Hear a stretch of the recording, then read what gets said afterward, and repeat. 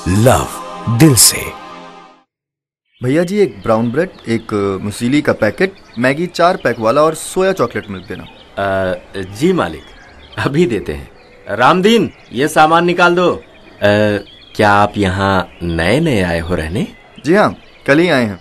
हम 4 दोस्त रहते हैं साथ। चलो अच्छा है। नाम क्या है आपका मालिक? जी मेरा नाम मालिक तो पक्का से नहीं है। ये सेठ जी की आदत है, हर किसी को मालिक बोलते हैं। कभी कभी तो हमें भी गुस्से में मालिक बोल देते हैं। जी मेरा नाम रोहन है। रोहन? जी क्यों, कोई खास बात मेरे नाम में?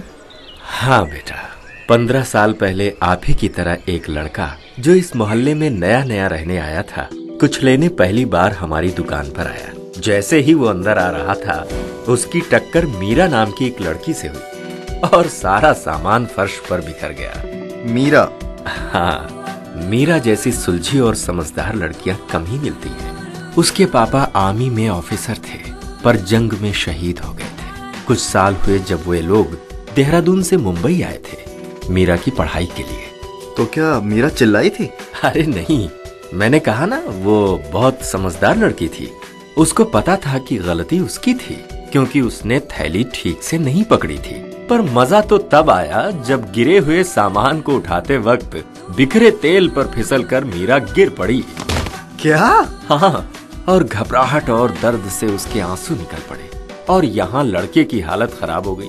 वो शर्मिंदा होकर सॉरी सॉरी बोलता रहा और वो जोर से रोने लगी। अरे क्यों? दरअसल वो मीरा की उंगली पर खड़ा था। I'm sorry, मुझे हंसना नहीं चाहिए। कोई बात नहीं, सभी हंसते हैं जब ये किस्सा सुनते हैं। तो आगे क्या हुआ? लड़के ने मीरा बेटी को उसके घर तक पहुंचाया और तभी दोनों को लगा कि कुछ बात है एक दूसरे में।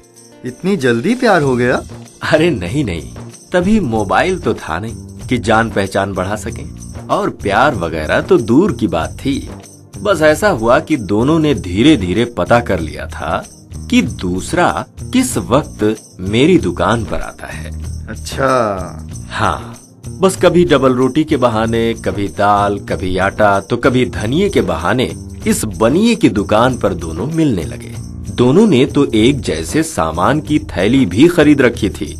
इसी बहाने सामान की अदला बदली हो जाती और लव लेटर की भी। और आपने कभी रोका टोका नहीं? नहीं, दोनों ही डॉक्टरी की पढ़ाई कर रहे थे और डॉक्टर तो इंसान ही अच्छे होते हैं, तो कैसे रोकता टोकता। आप बहुत भोले हो। फिर क्या हुआ? एक दिन शायद दोनों ने मिलने का प्लान बनाया होगा। जोरों की बारिश हो रही थी, पूरा मोहल्ला खाली था, पर दोनों से रहा नहीं गया। भाई मिलना था तो था, चाहे आंधी आए या तूफान। लड़का तो रेन कोट पहन कर आ गया और लड़की का छाता तेज हवा में उड़ गया घर से निकलते ही। पर फिर भी बेचारी भीगती भीगती पहुंची दुकान पर और बोली, लिटिल हार्ट्स बिस्किट देना। शायद यही था जवाब उसके सवाल का। ये सुनते ही लड़का हवा में उछला और लड़की शर्मा की भागी। कोई कोड होगा बात करने का, हमें बात बाद में समझ आई। अरे वाह, ये तो बड़े चालाक निकले। बात आगे कैसे बढ़ी? लड़के को अगले दिन हमसे खबर मिली कि मीरा बेटी की बारिश की वजह से तबीयत खराब है, तो उससे रहा नहीं गया और वो उसके घर चला गया। ओ तेरी, सीधा घर? हाँ, मीरा की माता जी को पता चला तो उन्हें कोई एतराज नहीं था, पर लड़के के पापा को था। फिर? पर जब वो मीरा से मिले तो उनका सारा शक दूर हो गया। वो मान गए? हाँ, कह सकते हो हमने मनाया उनको, और हमारी बात तो यहाँ इस मोहल्ले में कोई टालता नहीं। मीरा और रोहन इतना खुश हुए कि उन्होंने फैसला किया कि यहीं दुकान के आगे जो छोटा सा मैदान है, वहीं रिसेप्शन देंगे। अरे वाह, बड़ी रोचक है आपकी दुकान के किस्से। चलिए अब मैं चलता हूँ। अरे बेटा संभल कर, कहीं चोट तो नहीं आई? I am sorry. आप ठीक तो है ना? कोई बात नहीं, गलती मेरी है। लो भाई, एक और किस्सा।